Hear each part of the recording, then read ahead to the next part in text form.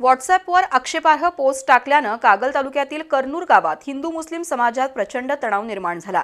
दोन्ही समाजातील जमाव समोरासमोर येऊन घोषणाबाजी आणि आरवाच्या शिवीगाळ झाली। त्यानंतर दगड आणि विटा फेकून तुफान हाणामारी झाली। गुरुवारी रात्री घडलेल्या या प्रकारात पोलीस कर्मचारी आणि होमगार्ड यांच्यासह 13 जण जखमी झालेत। अखेर पोलिसांनी सौम्य लाठीमार करून जमावाला पांगवलं। या घटनेनंतर करनूर गावाला पोलीस छावणीचं स्वरूप प्राप्त झालं असून कागल पोलीस ठाण्यात परस्पर विरोधी फिर्यादी दाखल झाल्यात। आज दिवसभर करनूर गावात तणावपूर्ण शांतता होती।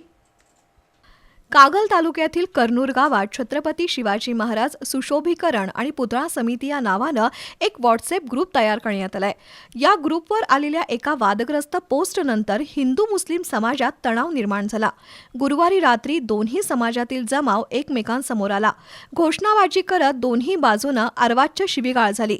शिवाय दोन्ही बाजूनं दगड आणि विटा फेकण्यात आल्या। काही पोलिसांना चक्क काठ्यांनी मारहाण करण्यात आली। गुरुवारी सायंकाळी 7:30 पासून करनूर गावात गोंधळ सुरू झाला। अखेर पोलिसांनी सौम्य लाठीमार करत जमावाला पांगवण्याचा प्रयत्न केला। या घटनेत पोलीस आणि होमगार्ड जवान यांच्यासह 13 जण जखमी झाले। दरम्यान जिल्हा पोलीस अधीक्षक योगेश कुमार गुप्ता, अप्पर पोलीस उपाधीक्षक धीरज कुमार, उपविभागीय पोलीस उपाधीक्षक सुशांत क्षीरसागर, स्थानिक गुन्हे अन्वेषणचे सुशांत चव्हाण यांनी गुरुवारी रात्री उशिरा करनूर गावाला भेट दिली। प्रचंड मोठा पोलीस बंदोबस्त तैनात असल्यानं गावाला पोलीस छावणीचं स्वरूप आलं होतं। आज दिवसभर हा पोलीस बंदोबस्त कायम होता। दरम्यान पोलिसांनी दोन्ही समाजातील 50 पेक्षा अधिक जणांवर गुन्हा दाखल केलाय। आज दिवसभर करनूर गावात तणावपूर्ण शांतता होती।